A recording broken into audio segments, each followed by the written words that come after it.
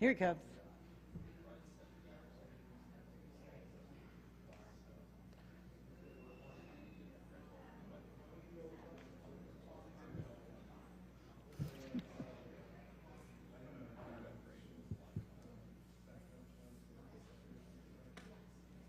There he is. All right. I like your tie. What's going on? You got it. You look like Reverend Sharpton today. Ready? All right. I think we're ready if you are. My name is Linda Stewart. I'm the senator from District 13, which is primarily a lot of the Orange County area. Not all of it, because we all share part of Orange County and Osceola County for sure with Senator Torres. You know, there are words, there are promises, and then there are facts. And I want to look at the facts as we know them today. First of all, there was no study done on the consequences of dissolving the district. We weren't given much notice to look into all the ramifications of this idea. The staff analysis stated that there will be an undeterminate fiscal impact on residents, business, and local general purpose governments. We know that there have been a lot of numbers out there that go from $1 billion to $2 billion, and how that is going to get transferred to Osceola and Orange. You know, we're still unsure how that might unravel. Dissolving tax districts, it does take a vote by the current members of the district. And I don't think there's any interest in that Reedy Creek district dissolving themselves. The bonds were guaranteed by the Florida legislature and therefore had a low interest on acquiring the money. You've got that obstacle that's got to be overcome. Florida is also barred by contractual obligations to unwind the special district. The governor will establish a new district, that's our latest word, under the general purpose government, controlled by the governor, with appointments by the governor. Therefore, the debt will be paid, if this were the case, by the state of Florida for over $1 billion. Turning it over to Orange County and Osceola County would create the largest property tax increase in our history. We don't want that to happen. Our residents do not want that to happen. I did not like the way this was introduced in a 12 to 24 hours to dismantle the Reedy Creek Improvement District over a difference of opinion on a social issue. Freedom of speech still exists. I say leave it alone, leave Orange and Osceola County alone, and there's just nothing broken. So as we proceed to June, I hope that those things will be easily described as what we need to do.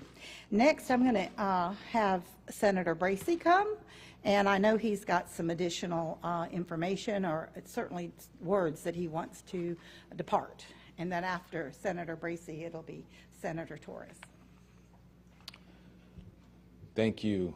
The governor's actions on Reedy Creek was purely retribution. He had no thought to what he was doing or how it would impact Orange and Osceola County, and it's clearly showing. This is how he has provided leadership, purely reactionary, purely for the sake of his political ambitions, and yet neglecting the things that matter most. We have not had anything dealt with in this session about affordable housing. There's been no true economic agenda to help people, and what he's essentially done is raise taxes on Orange and Osceola County. And I just think this speaks to the leadership that we've seen from Governor DeSantis, and so it's very disappointing. He now says that we're going to create an own special district, but he's continually reacting to the public perception of his actions and doesn't have a clear agenda. And so I think the people of this state are suffering, and now the people of Orange and Osceola County will suffer because of his actions. Thank you. Thank you, Senators, for being here, and thank you for the media to be here. I'm Senator Victor Torres, District 15, cover part of Orange and all of Osceola County. The bottom line is this will affect 400 first responders in Reedy Creek, another 400 who run the sewage and electrical plants, another 2,000 private contractors in Reedy Creek as well.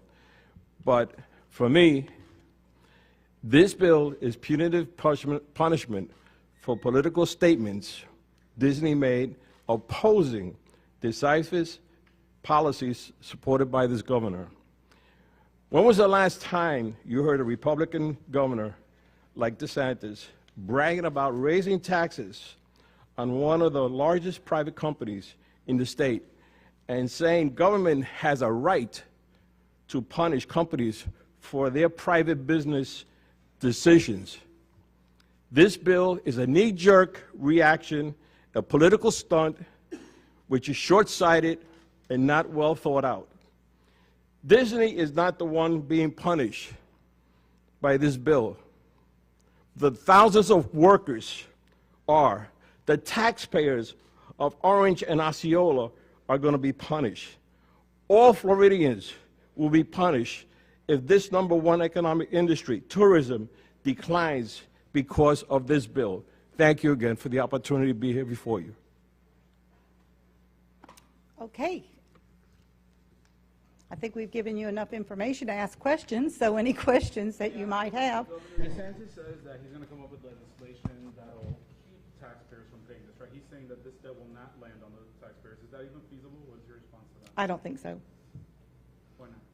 Because of the statute that is on the books and the agreements made with the state of Florida, where it does not protect the citizens, it does not protect the workers, and frankly, I think that we're missing a big point here, and that is this bill that is being proposed, and I know they said it doesn't take effect till January, and that we got plenty of time to work it out. They got a lot to work out, because right now, the way it looks, we're going to be taxed. And we do not want that to happen to the citizens of Orange and Osceola County. And I don't think he's going to get out from underneath the statute 189.72, which is on the books, and him deciding that a few days ago that he's going to create his own district and perhaps call it the Lake Buena Vista District. He still has to pay the $1 billion. So I think he thinks that the $1 billion will be paid for by the state of Florida. Well, I don't see any way that they're going to transfer after they pay that debt over to the new district that he's forming. We've got to see what he has in mind here, because it just doesn't seem like it's going to work. And I think, too, that there is a consequence in that the Reedy Creek District, as it's set up, is set up so that the owners and the landowners that live in the district get to make these decisions on taxing and things of that nature, whereas if he puts his own district together under general government, then he can appoint all the members to that committee. And I'm going to I know that there's a lot of other things that need to be brought out, so Senator Bracey wants to talk about that too. Well, yeah, I just wanted to answer your question. Just the fact that he's offering to come back and create a special district lets you know that he really hadn't thought out what the ramifications were for this. One, I don't believe he can even do that if you look at the statute, but I also think it just shows how harebrained idea this was in the first place, that we even need to come back and do a special district. Well, some people are saying that it might not even, right, that this is kind of like performance, that maybe come June 2023 may not even go through. Is there a chance that he's not going to follow up on it? I don't, what do you mean he's not going to follow up on the special district? Yeah. I think there's a good chance. I mean, he may let this bill play out and we get to June and Orange and Osceola County is going to be paying for these taxes. I think his only goal right now is to get past the election. And so he may say, yeah, we'll deal with it, and then once he's passed this election, he may not, and just let the bill take effect. For those who argue that Disney might actually stand to benefit from this move because now they no longer have those operating costs of nearly $105 million a year, that now would come essentially from the counties, what do you say to those folks? To Disney, I think it's clear that Disney would be fine if this bill did take effect, because I mean, obviously there's some ramifications because of the downgrade in the bond rating, but I also think that these are expenses that they wouldn't have to pay. And so I just think they're stepping back because they realize that the governor has made such a mistake and rushed out there just to make a reactionary action against Disney, but not realizing the ramifications. And so I think either way, they'll be fine. They're fine with this bill taking effect. And what could... Your colleagues have argued that what they really wanted to do, and I know the politics behind it, but what they really wanted to do was to get rid of some of the arcane things within the Reedy Creek District, like the ability to do eminent domain outside the district, like the ability to expand your facilities. If we get into the next session, and that's all they want to do, and they go and they fill with some of these arcane properties and wind up with the same basic district we have now, would you be all right with that? Well, I think that it's going to affect, what is it, 5 more counties throughout the state. And, you know, my feeling is on this is that he's opened up a Pandora's box. He's blowing smoke now. Now he's trying to say, oh, I'm going to cover it, I'm going to do this. But the bottom line, folks, we're in an election year. This is an election year. Do we really think that maybe he won't be the governor coming in next year, after November? I mean, look at the facts. He's raising taxes on the constituents here in Florida, Central Florida. He's making the people look at, this is a Republican raising taxes on the community. Are you willing to stand for that? We have other issues. We're going up there now for a special session for the homeowners. Let's see what he's going to do, what kind of bill he's going to present before us. We have pocketbook issues that are concerning our citizens, our businesses. Who's going to come to Florida when you say, or you have a governor that if you make a statement against what he says, I'm going to go after you. I'm going to make sure I put legislation against you. This is what I'm talking about, meat and potatoes, issues that concern us and our citizens. Reedy Creek, they'll cover themselves. They're going to do what they need to do. They know that. Disney knows that. I'm worried about the workers. I'm worried about the constituents getting taxes on their properties, more money that they don't have.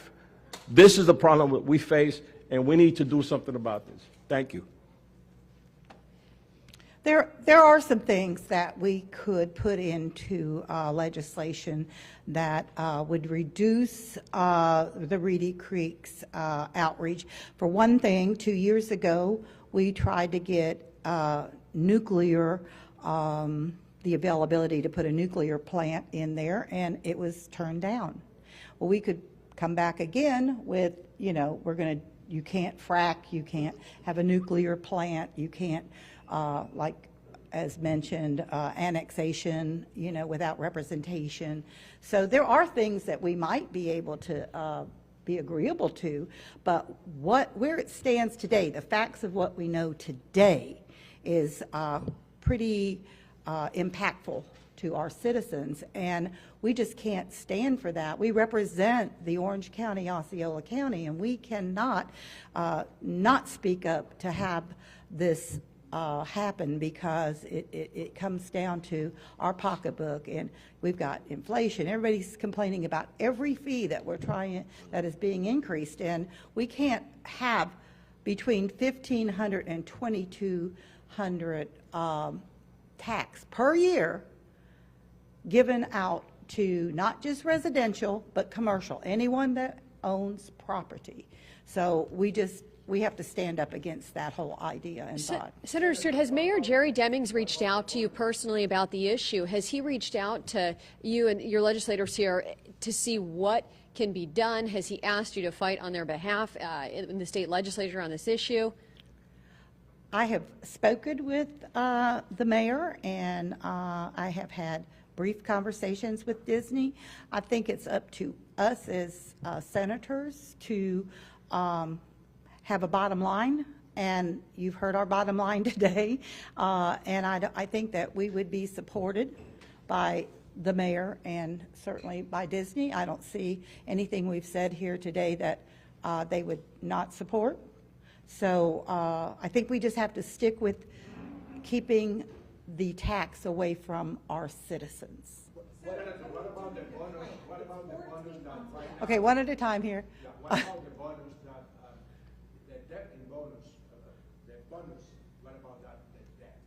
The debt. On the bonds. The bonds. Oh, on the bonds. On the Yeah, bonds. well, that's, we've tried to touch base on that a little bit today. There's a question about who gets to have the bonds. Is it Orange or Osceola, or is it what the governor wants to do and pay off the bonds from the state of Florida? Then I don't even know how they're going to transfer that. Are they going to send an invoice to the new established district that he wants to see happen? It's not working. It's not coming together so that we can understand exactly what he has in mind, and even if it could work legally. So I think this is a fight that if there's going to be one, that Disney's going to have to move forward with. And I don't think they're ready just yet to decide which way they're going to go, but they will, and I certainly wouldn't want to mess with Disney. Senator, how are you guys planning? You only have 14 months. Say this is all going to go through in June of 2023. When are you going to start planning, and what are you going to do to take? Because we don't know what his plan is, because he will not present it to us. So with what you know now, what can you do to plan for Orange and Osceola to either take it on or a new district? What can you do?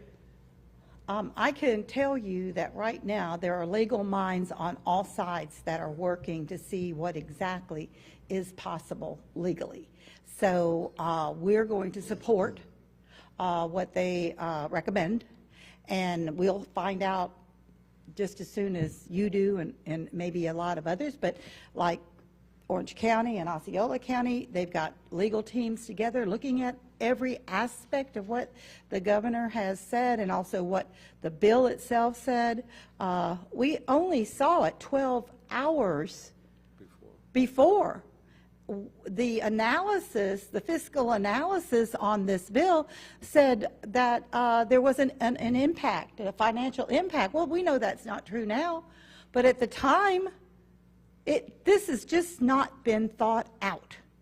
And now the consequences are so dire that we don't want to see that happen. So to answer your question, there are legal people now through Reedy Creek and Disney and Orange and Osceola that have their attorneys looking at every aspect of this, because Orange and Osceola don't want to receive that tax burden. Sure.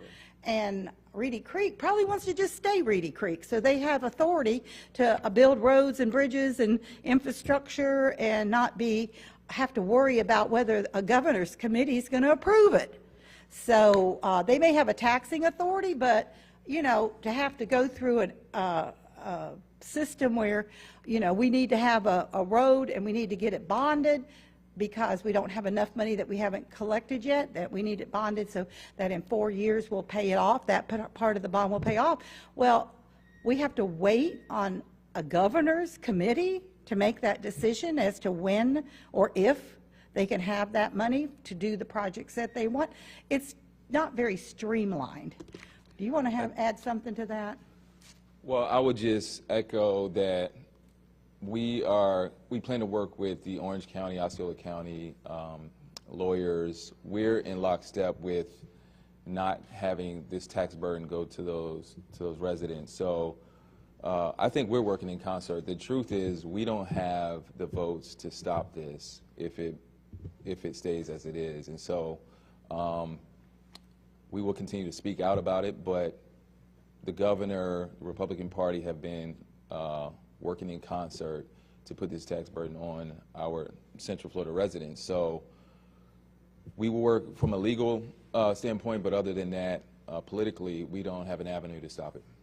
What are your thoughts on the governor saying that no one, not even Disney, should have a special district, should have special privileges? Is it against Disney having a special district, or just the idea in general that it's happening so quickly? For example, Universal, Feasible, they don't have special. Well, this was agreed to by Disney and the state in the 60s. And if you look at Disney's impact really on this state, our tourism across this state is largely due to Disney coming to Central Florida. And so there was an agreement made between the state for the purpose of Disney doing what they do. And I think we need to honor that. Now, if there's changes that need to be made, then we're willing to look at it. But totally eliminating the special district and just throwing the tax burden on the citizens purely because of a reaction to a bill of his that they spoke out against is irresponsible. Let me say something. You know, I feel that Central Florida is represented by 3 Democratic senators. Tres. This is what we bring to the table, Central Florida, Democratic representation. The governor don't like it, the Republicans don't like it, but guess what? It falls on their shoulders. Your question should be directed to Republicans who are elected officials, senators and representatives in the state of Florida, and see where they stand on this issue. Because the bottom line is, you are putting the weight on our constituents here in Central Florida who voted us in, and there's another election coming up this year, so let's have the constituents who live in those other parts of Florida ask those Republicans, how do you feel about this intrusion? If the district was made, the contract 50 years ago, and nobody, in the years that I've been in the legislature, 10 years, nobody's ever brought this up. Reedy Creek, oh, we got to, no. All of a sudden, this governor, because they didn't like what they said on LGBT issues, well, guess what? It's going to come back to haunt you, because people got to stand up. Not just us, people out there who are listening, who are watching this press conference, you need to stand up and voice your opinions and turn out and vote in this coming election. Thank you. I don't want to say.